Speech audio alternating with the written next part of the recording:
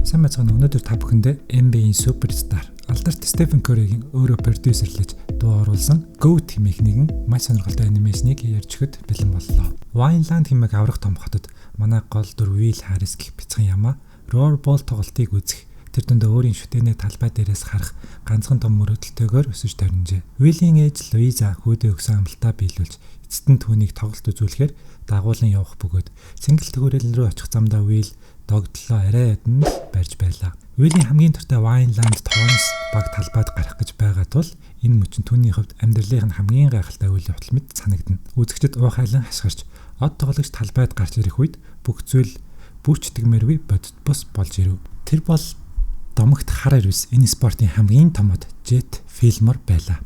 За тэгээд Jet-ийг харсан даруйдаал Will хостуулах мэтэл болж түүнээс нүдээс алгаж чадсангүй. Мөн тэрээр ээж рүүгээ харан өөртөө маш сэтгэлтэйгээр би нэг л өдөр Jet шиг мундаг тоглож болно хэмээн хэлхэн дэр. За ингээд үүнээс хойш 10 жилийн дараа Will-ийн амьдрал хүүхэд байхдаа мөрөөдөж байснаас тис өрөөр эргэжээ. Ээж Louisa нүүд болж Will тэр цагаас хойш амьдралаа авч явах гэж ганцаараа өдөр хоногийг арай хийн л өнгөрөөж байлаа. Байрны түрээсээ байн гоцрох бөгөөд хатуу ширүүн түрээслүүлэгч Frank-д түүнээс байнга л мөнгө нөхөс дарамтласаар л мөн Will-ийн амьдрал дахь цорын ганц төшөөлтөлгөөр нь түүний сайн найзууд болох Hannah Daryl хоёр байлаа. Амьдралаа залгуулахын тулд Will ээжийнхээ ажилдаг байсан хоолны газарт туслах ажилтнаар ажиллах бөгөөд менежер Carol нь түүнд яг л гэр бүл шиг санаа тавьдаг. Ээлжээ дуусгаад гадаа гартал Will Rollerball тоглож буй хэсэг хүмүүсийг олж харлаа. Инхүү тэрээр жинхэнэ ур чадвараа ганцхан хором харуулад л юуж болоог юм шиг галт тэргэн суугаад гэрийн зүг чимээгүйхэн хөтлөв. Гэртээ эрэхтэн найзууд нь түүнд нэгэн мөн мэдээ дуулгасан нь Vineland Thorns баг. Энэ нүлэлд маш муу амжилттай байгаа бөгөөд өрсөлдөгч багийн хөгжөөнд дэмжигч нь тэдний цахим орчинд илэглэн шоолж багийг нь онгой болгосон шинэ мемүүдээр бөмбөгдөх болж л дээ. Үүнийг сонсон Will тоглолт үзэх сонирхлоо бүрэн алдаж орой бүрл ялагддаг багаа дэмжиж суухын оронд шууд талбай дээр гарч шаргуу хөдөлмөрлөж эхэллээ. Тэрээр хэдэн цагийн турш бэлтгэл хийж өөрийгөө ирээдүйн суперод болсноор төсөөлнө. Хүмүүс түүний нэрийг уухайлан дуудаж асар том талбай дээр тоглож байна хэмээн мөрөөднө. Гэвч түүний хэсэг амарч байтал том биетэй амьтад гарч ирэн түүнийг дээрлэхийг оролдоход манай Will элдв асуудал гарахыг хүссэнгүй яваад л өв. Эндээс үйл явдал Jet рүү шилжиж тэрээр хувц солих хөрөөрөө явах замдаа баярлан хөөрсөн хөгжөөн дэмжигчдтэй гарын үсэг зурхаар хэсэг сагт дараа нь хонглоор цааш шалглаа. Бодлогын Jet өөрийн менежер болох Florence буюу Flo-той уулзав. Flo бол дэлхий дээрх юуч түүний стресстүүлж чадахгүй мэтэл ван дотор 50 гэгч амарч хөвтдөг хинэггүй зэрлэг гахаа. Гэвч Jet-ийн хувьд байдал тийм сайн байсангүй. Учир нь Thorns баг ялагдлын хар цувралд орсон нь түүнд маш хүн дээр тусаж эхэлж л дээ. Мөн Jet-ийн хамгийн бухимдаж байсан зүйл нь тэрээр урдны шигээ зогсоогдшгүй хүчрхэг байж чадахгүй байгаагаа өөрөө мэдэрч эхэлжээ. Ийхүү төвчээр нь барагдсан Jet Flo руу бухимдлаа гаргаж хэрвээ тэд дахин оргил гарахыг хүсэж байвал багтаа маш том өөрчлөлтийг хэрэгтэйг хатуу сануулна. Харин Flo түүнийг чимээгүй сонсож байснаа жуумалзан инээгээд түүнд нэгэн гайхалтай санаа байгаа гэдгээ илэрхийлэн тэр. Нөгөө талд гэртээ буцаж ирсэн Will амьсгаач авч амжаагүй байтал түрээслэгч Frank нь дахин ирж мөнгөө нэхэж гарав. Тэр цаашид хүлээхгүй гэдгийг мэдэгдэж Will мөнгөө төлөх ердөө ганцхан өдрийн хугацаа өгөөд үгүй бол байрыг нь өөрхөн түрээслэн гэдэл сүрдүүлж гарав. Үүнд жарга мохордсон Will хөвтөөд амрахыг хичээсэн ч дарамт чахал түүнийг дотроос нь идэж байлаа.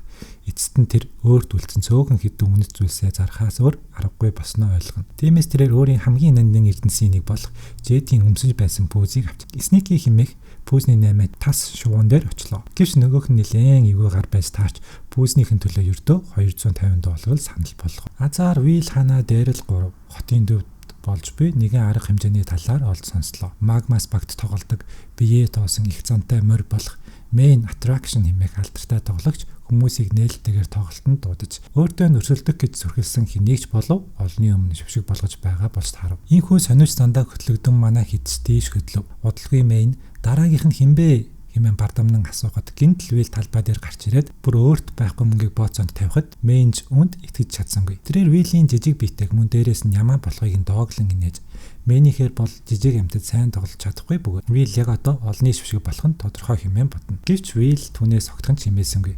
Хайрын ч тэр шууд дайран орж Main-ий дээгүүр slam dunk хийхэд хүмүүс энэ мөчийг онлайнаар шууд дамжуулж цугларсан олон жинхэнэ шуугцгааж байлаа. Main-ий жинэмсэгдэл алга болж зүйлнүүдэд тайлан бүх анхаарлаа төвлөрүүлэхээр шийдэв. Ингээд л тэр тоглолтын хэмнэлийг бүрэн өөрчилж Will-ийг төвөггүйхэн дамгаалж эхэллээ. Эцэст нь Main түүнийг бот нэргэж мөнгийг нь аваад олонний нүдэнд тохуурхан орхин отхон тэр. За ингээд түрээс инч мөнгөгүй болсон Will гэртээ хайрсан чинь өрөөг нь аль хэдийн өөр хүн түрээслүүлсэн байхыг олж мэдлээ. Очих газаргүй болсон тэрээр Хана Дэрэл хоёрын очихноос өөр аргагүй болов. Найзууд нь түүн тоглолтын бичлэгийг үзүүлсэн боловч Will тоож харсангүй. Гэсэн чинь найзууных нь бичлэгийг онлайнд нийлэхийг нь зогсоож чадсангүй. Маргааш нь Will босон бүх явдалд туйлдсан хിവэр хоолны газар руугаа явлаа. Гэтэл гудамжаар хатаж явахдаа тэрээр нэгэн хачирхалтай зүйлийг анзаарсан нь хүмүүс тоо ер бусын найрсан хандаж байлаа. Мөн хоолны газарт очиход үүнийг дахин нэг том гинтийн бэлэг өгтлээ. Доторх хүмүүс бүгд гайхшралд орсон байх ба учир нь тэнд Фло түүнийг хүлээгээд зогсож байх нь тэр. Willж бүр яаран түүн рүү очиж гайхсан байдалтайгаар энд юу хийж байгааг нь асуухад Флоч нэгэн гайхалтай мэдээ дуулгасан. Хэдийгээр Will Main-д хожигдсан ч түүний бичлэг онлайнаар жинхэнэ шуугаан тарьж ойролцоогоор 24 сая үзэлт авчилтээ. Хамгийн галзуу зүйл нь хүмүүс түүнийг шоолоогүй харин ч гаргасан зөриг зүрх.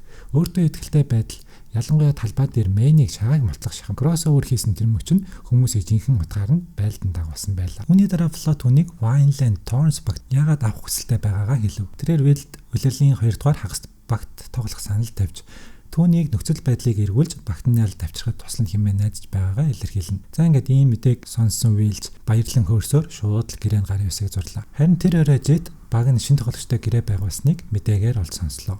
Тэрээр шууд ямар нэгэн том битээ хүчрэг амтан багтан орсон байх юм бодсон ч харамсалтай шинэ тоглогч нь Will болох нь илчлэгдэж Jet маш ихээр уурлах нь тэр. Jet шинэ тоглогчийн талаарх бухимлаа илэрхийлэхээр Флогийн офис руу уртаагаар очисон боловч Will яг тэнд сууж байсныг тэр мэдсэнгүй. Will өөрийнх нь шүтдэг баатан түүнийг багтаа байлгахыг огцон ч хүсэхгүй байгааг мэдээд маш их урам хугарах нь тэр. Удалгүй хэвлэлийн баг хурал дээр Will Jet-ийн хажууд суух бөгөөд Jet түүнийг өмгөөлж дэмжиж байгаа дүр хэсгэнг сэтгүүлчдийн өмнө түүнийг битүүхэн шүмжилж хатгсан үгс чуулуудаж байлаа. Дараа нь Will-ийн багийн дасгалжуулагч болох Dennis Cooper-тэй уулзч эцэст нь багийн гишүүдтэй танилцлаа. Улирлын эхний тоглолтуудад Jet Will-ийг сэлгээнд татаж талбайдж гаргасангүй. Үүний улмаас Torrance баг дараалсан хожигдол амсаар л байлаа. Ийхүү өөрийгөө батлахыг хүссэн Will Jet-ийг нэгэн эсрэг нэг тоглолтод дуудаж хэрвээ түүнийг албал өөрийг нь талбайд гаргахыг зөвшөөрнө хэмээн найдах боловч Jet түүнийг бүрэн мөсөн ницааж төвгүйхэн буулган авах нь тэр. Гисэн хэдийс дараагийн тоглолтод оролцохоор маш урт замыг туулан өөр газар очиж тоглолтод бэлтгэн. Харамсалтай нь энэхүү ширүүн тоглолтын үеэр Jet техникийн алдаа гаргаж хэсэг хугацаанд талбайг чөлөөлөхөөс өөр аргагүй болов. За ингээд л өөр сонголтгүй болсон тул багийнх нь Will-ийг талбайд гаргалаа. Гайхалтай нь Will зүгээр ч нэг тэсэж үлдсэнгүй. Харин ч гэрэлцэж байлаа. Өөрийн жижиг бие хурдан хөдөлгөөнөө ашиглан өрсөлдөгчөө сандралд оруулав. Орон зайг нээн Torrance багийг энэ үлрэлийн анхны хожлоо авахд маш том тос хөргөв. Бусад тоглогчид Jet-д үг хэлхээс чайж байсан ч Will түүнийг талбайд байгаагүй байхад нь баг нь хожсныг зөрөгтэйгээр сануулад авав. Дараа нь Torrance багийнхан багаараа сурчлагын бичлэг хийхээр боллоо. Энэ үеэр Jet дараагийн үеийн бүх цаг үеийн шилдэг тоглогч буюу GOAT гэдэг утгаар нь Will буугаагаа шилжүүлэх ёстой байсан ч тэрээр татгалзав. Тэрээр өөрөө үүр шилдэг хിവэр үлдхийг хүсэж байгаагаа илэрхийлж тоглосоор байгаа учраас би энэ үгийг хүлээж авахгүй байна хэмээн шалтгаална. Харин Will төнгөөр баг хоцсон гэдгийг дахин санууснаар байдал бүрж муугаар ирхэн тэр. Дараа нь Will хөгжөөн дэмжигчдэд болон сэтгүүлчдийн зүгээс согтохт нь Jet-д туслан түүнийг төр холд нам гүм газар ярилцгаар дагуулж явлаа. Энэ үеэр Jet өөрт нь ирж байсан дарамтын талаар илэн далангүй ярьж өслөг бөмбөг хэмээн хочилдог байсан нэгэн чухал тоглолтын хариуцлага алдсныхаа дараа түүний ялах хүсэл хэрхэн хурцсан талаар тайлбарлав. Тэрийн асуудалд одоо хүртэл өөрийгөө буруутгасан хэвээр байж л дээ. Үүний дараа Will Jet-ийг Torrance багийн дурсгалын зүйлсээр дүүрэн зогийн газар руу дагуулж явж энэ баг хотын ямар их утга учиртайг харуулна. Тэрээр ээж Louise-ан өнгөрсний дараа хотын түүнийг хэрхэн дэмжиж тусалж байсан тухай хувийн түүхээ хуваалцаж ард түмэн болон спортын хоорондох салшгүй гүн гүнзгий холбоосыг онцлон хэлв. Тэр өрөө Jet Torrance багийнхныг муулж байсан Main-тэй хамт шууд дамжуултанд орохоор болж л дээ. Jet Main-ийг үгээрээ бодны эргээ зогсохгүй. Багийнхаа гишүүн бүрийг магтаж тэдний урам зоригийг сэргээв. Дараа нь тэр Dennis-д бүрэн итгэж байгаагаа тодорхой илэрхийлж түүнд дасгалжуулагчийн бүрэн эрхийг албан ёсоор шилжүүлснээр баг шинээр эхэлж хамтын ажиллагаагаа үндсээр нь дахин байгуулах боломжтой боллоо. Dennis тоглогчдын нэг хэвэнд баригдахын оронд өөрсдийн онцлог шин чанартай тулгуурлахыг уриална. Тэрээр Lenny-д өндөр нуруугаа талбай дээр бод давуу тал болгон ашиглахыг зөвлөж Archie тогтой хамгаалдагтайгаад адил тэрхүү энерги өрсөлдөгчөө хамгаалахад ашиглахыг уриална. Харин Оливиад тоглолтондоо төвлөрхийн тулд гар утас олон нийтийн сүлжээнд цатаархай болохыг сануулж модод өөрийн урьдчилан тааварлшгүй зангаа хүлээн зөвшөөрж өрсөлдөгчөө сандард оруулахыг ашиглахыг урамшуулв. Энэ сэтгэлгээг хэрэгжүүлж эхэлснээр Торнс багийнхан дараалан хожиж эхэллээ. Энэ нэрч хүчин тэдний тоглолтыг сайжруулаад зогсохгүй, багийн холбоосыг бэхжүүлж илүү нэгдмэл өөртөө итгэлтэй баг болгон нэгтгэж туслалаа. Хагас хичээ тоглолтын өмнө Фло Жетийг хувийн уулзалтанд дуудах бөгөөд Жет санамсаргүйгээр нэгэн цочирдом нууцыг олж мэднэ. Фло хэдийн Торнс багийг өөр хот руу нүүлэхээр тохиролцсон байсан бөгөөд нийт бүрэлдэхүүнийг солих төлөвлөгөөтэй байжээ. Уилл тоглолтын өмнө багийнханд энэ мэд талаар анхааруулахыг Жетээс шаардах боловч энэ мэдээ тэдний төвлөлийг үгүй хин гэж санаа зовсон Жет татгалздаг. Тоглолтын үеэр Торнс баг мөсөн талбай дээр хойд туйлын тоглогчдоос бүрдсэн хүчрэг багийн эсрэг өндгөн тулаан хийж тэдний тоглолт хурдан сарниж эхэлнэ. Энэхүү баг нь унаж байгааг харсан Уилл эцэст нь тоглолтын дундор Флогийн нуус тохиролцоог бүгдэд дэлгэж орхив. Энэхүү үнэнч бүгдийг цочролд оруулах боловч Жет тоглолтыг гартаа авч төрөмгийлэн товтолж оноо цоглуулж эхэллээ. Маргаантай тэр нэгэн мөчөд тэрээр ялтын оноог өөрөө авахын тулд Уиллийн оноо авах боломжийг хүртэл булааж авдаг. Гэвч ялсан мэт мэдрэмж төрхийн оронд багийнхан гашуун урам хуурсан байдалтай үлдэж хурцнууд байдлын улмаас тэд хагаралдан ууртайгаар тал тийшээ салан оццов. Уилл гэртээ харж бүх зүйлийг орхиод бууж өгөхөд бэлэн байлаа. Гэсэн хэдий ч түүний бүрэн бууж өгөхөөс өмнө Жет бүх зүйлийг засгаар талбай дээр гарч ирлээ. Тэрээр гаргасан гаврынхаа төлөө уучлалт гож хамгийн шилдэг тоглогч гэсэн нэр хүндээ алтгаас айх айцд бүрэн эзэн дүүлснээг хүлээн зөвшөөрнө. Мөн тэрээр Roar Ball-ын хамгийн дээд зам болох соёог хүртэх хүсэлтэд хит тавтаж энэ нь түүний ухааныг сонгосныг хүлээн зөвшөөрдөг. За ингээд үл ойлголцол ярьсны дараа тэд санал зөрилдөөний хойш тавьж багийн бусад гишүүдийг дахин нэгтгэхээр зорж сүүлчийн тоглолтод бүгдийг хамтан авчрахыг хичээлээ. Хэд хоногийн дараа Торнс багийнхан өөрсдийн талбай дээр магмаас багтай чирэн дулаан хийлээ. Тоглолтын дундуур Жет Мэйнийг хүчтэй мөргөлтөнд өртөн самбар мөргөж унах бөгөөд энэ нүлтэнд түүний хөлийг гэмтээж орхихон дээр. Гэсэн хэдий ч Жет тоглолтоо дуусгах хэмээн зүтгэсээр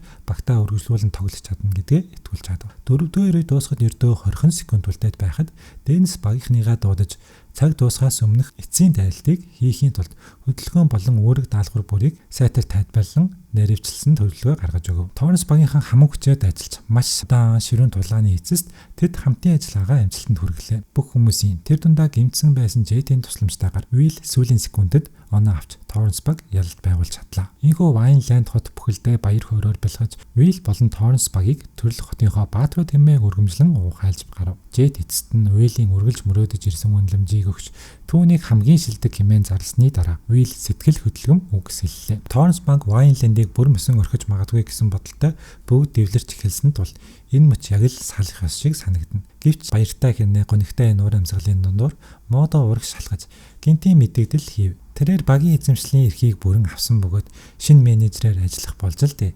Энэхүү алхам нь Торнс баг хаашаа ч явахгүй. Өөрсдийн харьяалагддаг Вайнланд хоттой үүрдүүлнэ гэдгийг баталгаажуулахад үүнтэй зэрэгцсэн хүмүүс Уиллийн нэрийг уухайлан дуудаж байгаагаар энэхүү кино маань өндөрлөж байна.